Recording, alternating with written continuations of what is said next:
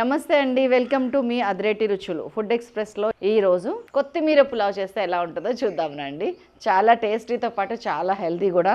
తప్పనిసరిగా మీరు చూడాల్సిందే, చేసి మీ పిల్లలకి పెట్టాల్సిందే.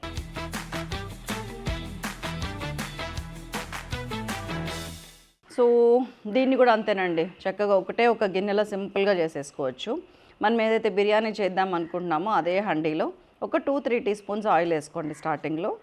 దానిలోకి ఇదిగోండి మీడియం సైజ్ ఆనియన్స్. ఇది ఎట్లాగో పేస్ట్ చేసేదే, అందుకని నేను జూలియన్ కట్ చేయకుండా చిన్న పీసెస్ చేశాను చూడండి. ఇట్లా కలిపిన తర్వాత దీంట్లోకి 3 టీ స్పూన్స్ ధనియాలు, 2 టీ స్పూన్స్ గసగసాలు, ఒక 2-3 పెద్ద ముక్కలు చెక్క, ఒక 7-8 యాలక్కాయలు, ఒక 9 నుంచి 10 వరకు లవంగాలు, జాపత్రి ఇదిగోండి పెద్ద రెక్కలు 1.5-2 వరకు వేసుకోవచ్చు. అల్లం మాత్రం ఇదిగోండి 1/2 కేజీ బియ్యానికి సరిపడా ఒక 3.5 ఇంచెస్ వరకు వేసుకోండి. గార్లిక్ కూడా అంతే, ఒక ఫుల్ పాయ ఉంటుంది ఇది వేసేసాను. వీటన్నిటిని మంచిగా ఫ్రై చేస్తున్నాను. కొంచెం ఫ్రై అయిన తర్వాత దీంట్లోకి ఒక 2 పెద్ద సైజ్ టమాటాలు, 2 వేస్తున్నాను. కొంచెం పెద్దగా ఉన్నాయి టమాటాలు. మీరు ఒకవేళ మీడియం సైజ్ అనిపిస్తే 3 వేసుకోవచ్చు.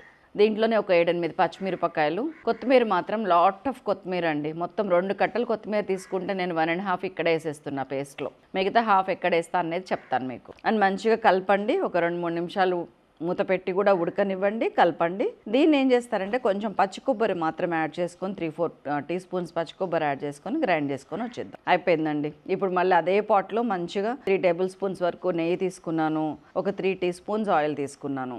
ఆ తర్వాత 1 టీ స్పూన్ షాజీరా పోపుకి వేసాను. కసూరి మేతి కూడా అంతే, just 1 teaspoon. And then 2-3 biryani ఆకులు. కొంచెం ఫ్రై అవ్వగానే గ్రీన్ పీస్ వేసేసాను. ఇందులో కూడా కొంచెం కొత్తిమీర యాడ్ చేస్తున్నానండి. జస్ట్ మనకి ఆ నెయ్యిలో ఆయిల్లో కొత్తిమీర వేయగానే వచ్చే ఫ్లేవర్ కోసం అనమాట. అండ్ మనం గ్రైండ్ చేసి పెట్టుకున్న పేస్ట్ వేసేసి బాగా కలిపి ఇప్పుడు ఉప్పు వేస్తున్నాను. ఫస్ట్ ఒక 2 టీ స్పూన్స్ వేసుకుంటున్నాను. ఆ తర్వాత వాటర్లో చెక్ చేసిన తర్వాత మిగతాది వేస్తాను. మొత్తం అంతా కలిపేసి 1-2 చొప్పున నీళ్లు పోసేసి ఒక 2 మినిట్స్ బాయిల్ వచ్చేదాకా వెయిట్ చేద్దాం. ఎసరు రాగానే ఇదిగోండి 1/2 కేజీ బాస్మతి రైస్ ఇది.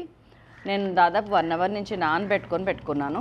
దీన్ని నీళ్లు స్ట్రెయిన్ చేసేసి ఇందులో వేసేస్తున్నా. మంచిగా ఉడకనిచ్చి ఫ్రెష్గా మొత్తం ఉడికిపోయిందన్న తర్వాత స్టవ్ కట్టేసి మంచిగా ఇంకో గిన్నెలో కొంచెం 1 టేబుల్ స్పూన్ నెయ్యి వేసుకొని దానిలో జీలకర్ర 1 టీ స్పూను, జీడిపప్పులు ఒక 10-20 వేసుకోండి. కొత్తిమీర మళ్ళీ కొంచెం కొత్తిమీర మళ్ళీ దాచిపెట్టుకున్నాం కదా, అది కూడా కొంచెం వేసి ఫ్రైడ్ ఆనియన్స్ ఒక 50 గ్రామ్స్ కూడా కలిపి ఈ మొత్తంని మనం మంచిగా దీని మీద స్ప్రెడ్ చేద్దాం, కొత్తిమీర పులావ్ మీద. దట్స్ ఆల్ అండి, అయిపోయింది మన అదిరిపోయే కొత్తిమీర పులావ్. ఏమన్నా టేస్టా? ఒక్కసారి మీరు తిని చూసి నాకు చెప్పండి కామెంట్స్లో. అండ్ మీకు ఇంకా ఏం కావాలనుకుంటున్నారో కూడా రాయండి, నేను తప్పనిసరిగా చేస్తాను టైం చూసుకొని. థ్యాంక్ యూ సో మచ్ అండి.